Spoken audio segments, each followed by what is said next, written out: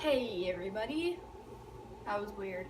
This is what I call a quick impromptu intro or something like that. Ryan and I ended up filming for 2 hours. Everything we talk about, we very lightly talked about, very lightly touched on. And that being said, you're gonna be like, but this video is so long, how did you lightly touch on everything? Trust me, we lightly touched on everything. There is so much more to every theory and every case that we talked about. So I super highly suggest that you guys take this as kind of a list of things to maybe go and watch on your own, because a lot of these are really popular, and while I would love to make a video on each individual thing, I just feel like there's already enough content out there about this. I will do my best to link a lot of the videos that I did get my information from so you guys can watch those videos. I've said it so many times and will say it probably tons of times, great vocabulary. You'll hear us say it a lot. Kendall Ray and Josh Thomas, they do such a good job on conspiracy theories and cold cases and just missing persons and all of the things, the true crimes, everything. Seriously, check them out. I hope you guys like this stuff. If you do like this stuff, let me know. Like the video, comment, but no, really, let me know somehow. So, hope you enjoy the video. Do your own research, because that's the best thing that you can do. And the last thing I have to say is that if you watch this and you guys have your own theories or ideas on what could have happened here, seriously, please comment down below so I can see them. I want to know what you guys think. Oh, and just disclaimer, I ended up changing halfway through because, well, my sweatshirt was too hot and I just wanted to change my clothes. I'm a girl. I don't know. Just bye. Roll the clip. Like it, comment, do that stuff.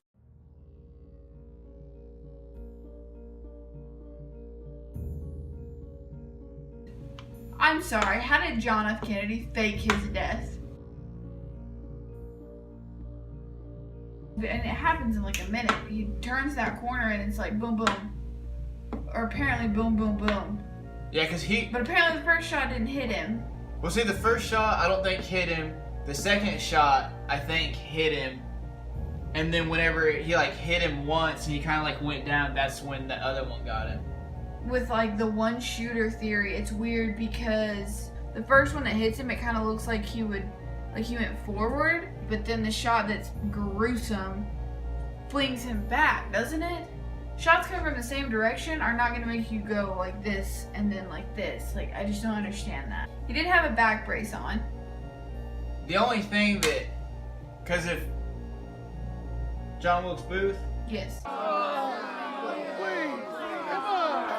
If he was like right here. No. John Wilkes Booth killed Abraham Lincoln. Lee Harvey Oswald. Yes. Say he's stationed John up here. Wilkes Booth. I'm sorry. Say he's stationed up in the building right here. Right. And he's driving.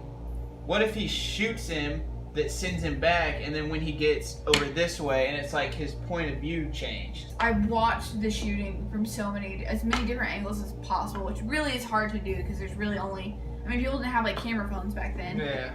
And you can see that the line, I mean, it's just like if you drew it out on a map, it would be like pretty much the same. And he would have had to have been crazy good. He was crazy good because he was in the military. While all of this is going on, he leaves. He doesn't seem nervous. He doesn't seem frantic or he seems like he's just like leaving work. Like any normal guy. He buys a Coke, gets in his car, takes a certain route because he's trying to avoid all the traffic, and then goes to a movie. And he like got into some kind of argument with police, but it was like police were instantly on him. It was like he kind of was like arguing with one cop, but then there was like 20 cops just instantly there. And this is back then when it was like, I think it's recorded that it took at least 3 minutes to get police to a certain area. To that area that he was at, it would have taken 3 minutes at least. And they were there within seconds. I mean, that's back when you could do like heists and stuff and not have like a bunch of, but you know what I'm saying? Like, if he didn't do it and they wanted to just say this guy did it, who's to say they didn't follow this guy all day? They say send one cop to just kind of mess with him. And it's so crazy because they bring him in front of these cameras. They'd let him talk for like 2 minutes. Not even, I don't even think it's 2 minutes. And then they rush him off to this room, or they keep him in this room, and he is kept there alone for like a stupid long time. Then they bring him out of the police department, and they're taking him from one place like to another, and they're allowing media and just people to. This is like in the middle of the police department, and this guy just comes up and shoots him.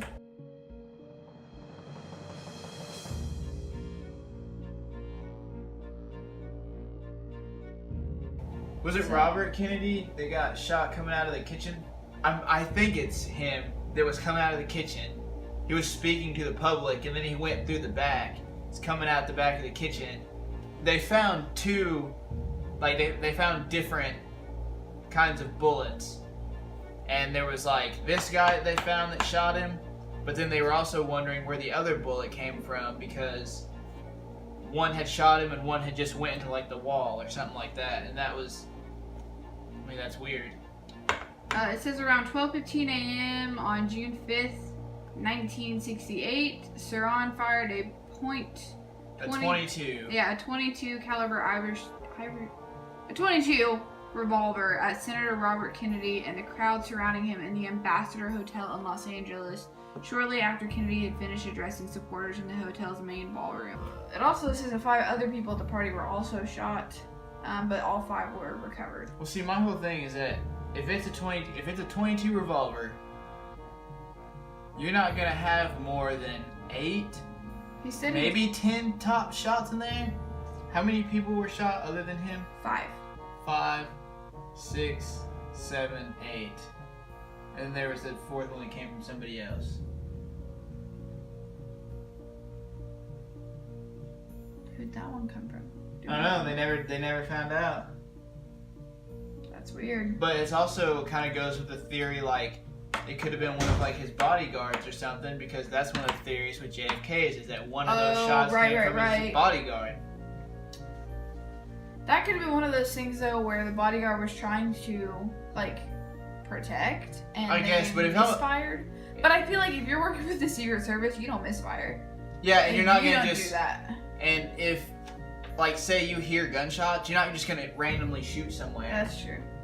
And that's another thing that's weird about the JFK thing is that as soon as they heard the first shot, Secret Service should have been like on him. They're literally their sole purpose is to protect the president. So they are actually trained that if anything happens, they are supposed to cover the president and like take the shots for him. Kathleen's death. On December 9, 2001, Peterson called an emergency line to report that he had just found Kathleen unconscious in their Forest Hills mansion and suspected she had fallen down 15, 20, I don't know, stairs. That's his direct quote. And that's what this says that I read. And Peterson called, as in Michael Peterson, called the police. I believe it was after midnight, right? It was after they midnight had gone, we talked about according to Michael Peterson, they had gone outside at about 11:45 or so. And they were sitting out by the pool, and they had been drinking. And she either said, I'm going to go inside to get a drink, or she said she was going inside to check her emails, or she said she was like going in for the night. Those are the 3 different stories that we get from Michael. Basically, he waited, she went inside to do whatever she was going to do, and he was like, I'm going to finish this and I'll come inside here in a little bit. Smoking his pipe.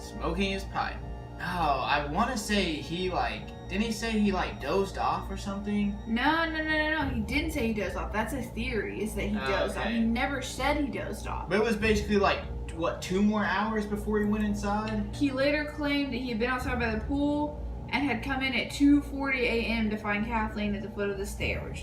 I'm sorry, but if your wife goes inside, you're like, oh honey, I'll be up here in a minute. I'll be back out in a minute. Almost 3 hours is a long time. And on December 9th, this happened in North Carolina. It's cold. They said it was about 53 degrees, which is not super cold, but at 2 in the morning. It's nippy. It's a bit nippy. And who sits outside? This is 2001. He's not scrolling through Facebook on his phone. He's not Just sitting there doing nothing but hitting your pipe for... But this is what he claimed. He came inside, he found her, he called the police. But the phone call wasn't made until 2:40 a.m. But he says time and time again she went in around midnight. That's actually almost 3 hours. The whole thing, supposedly, she fell down the stairs, hit her head or whatever, tried to get up, slipped in the blood, fell a couple more times, like, struggling. 3 more times. I don't know how you don't hear your wife scream or anything that makes you want to go inside. There's a railing that you could use to help yourself up instead of just slipping all over the place. Right. And she didn't fall from the top of the stairs. This is a narrow staircase. It's got walls the whole way up. There's a railing all the way up. I don't know why you wouldn't use that. There's a railing all the way up. She fell from like the third or fourth step down. Another weird thing is that I'm sure it happens, but I don't think it happens like this. He said she must have fallen down the stairs after consuming alcohol and taking a Valium. Toxicology results showed that Kathleen's blood content, alcohol content, was 0.07. So you wouldn't blow over the legal limit. The legal limit with that. She had a ton of injuries: a fracture of the thyroid neck cartilage and 7 lacerations to the top and back of her head, consistent with blows from a blunt object, and had died from blood loss 90 minutes to 2 hours after sustaining the injuries, which would mean she fell around possibly midnight. We can go with that. She fell around when she went inside. But in the call, and you can listen to the phone call, he makes 2 calls. In the first call, he says she's still breathing, but barely. Right? Isn't that what he says? She's still breathing, but barely. And it's not necessarily like, yes, she's still breathing. It's like, she's still breathing. To me, like, the wording of that is very weird. Like, if you run in and you see your spouse bleeding on the floor, you wouldn't be expecting them to die. You wouldn't want them. Yeah, you wouldn't be like, oh, she's still breathing, but she's breathing. Like, she's breathing, and he does say, just send somebody here quick. He does sound panicked, but he does say she's still breathing, but barely. Like, expecting her to stop breathing. And then the second call, he says she stopped breathing about 10 minutes ago. I'm sorry, but if I find him at the bottom of the stairs and I'm like, okay, he's breathing, he's still, like, everything's good, he's breathing, and then he stops breathing, I'm not gonna wait 10 minutes to call again. I'm be like, where's that friggin' ambulance? Yeah, if you stop breathing, I'm gonna call and be like, look, now he's not breathing and I don't know what is taking you so long to get here. Give me the good old. And I would also be trying to do that. There's no signs of any kind of... Also, I mean, it says she would have died within 90 minutes to 2 hours. So, how would she still be breathing when he went in? Oh, yeah. Wouldn't she already be dead? That's true. I didn't think about that. Because by the time he comes in and makes a call, according to how long it would take from this much blood loss, she'd be dead. Mm-hmm. She wouldn't have been breathing at all.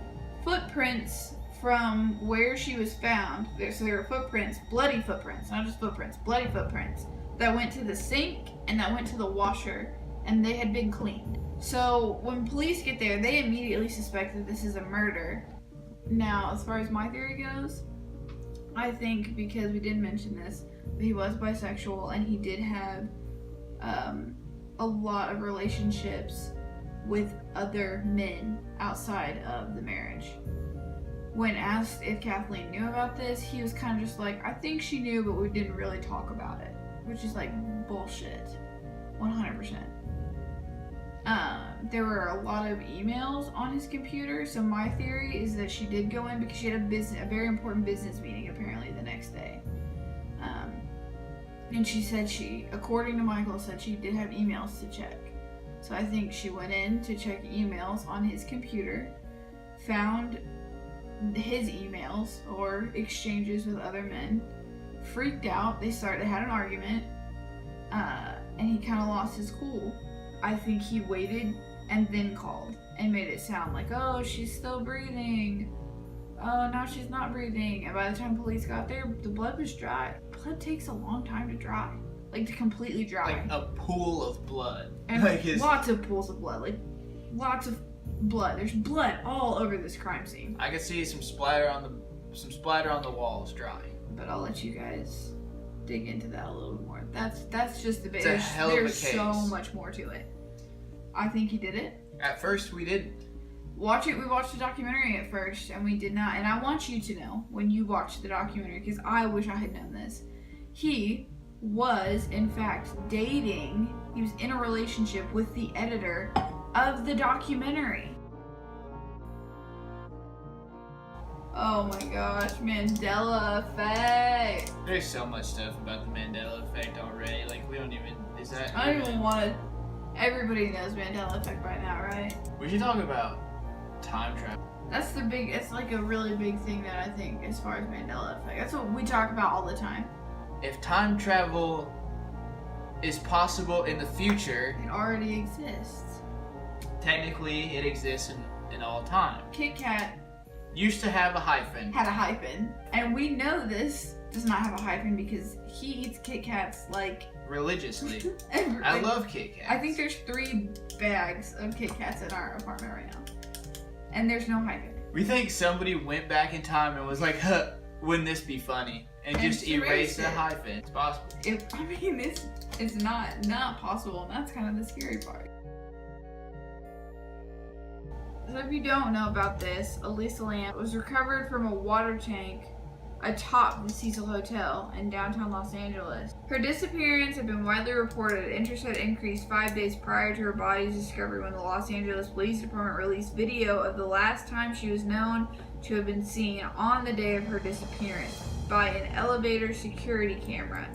In the footage, Lam is seen exiting and re-entering the elevator, talking and gesturing in the hallway outside, and sometimes seeming to hide within the elevator, which itself appears to be malfunctioning. Hotels do not just have cameras in the elevators. Why is the video of her in the elevator the only video they have of her? You'll find some videos where, because at one point at the very end of the video, the elevator door starts just like slamming open and closed.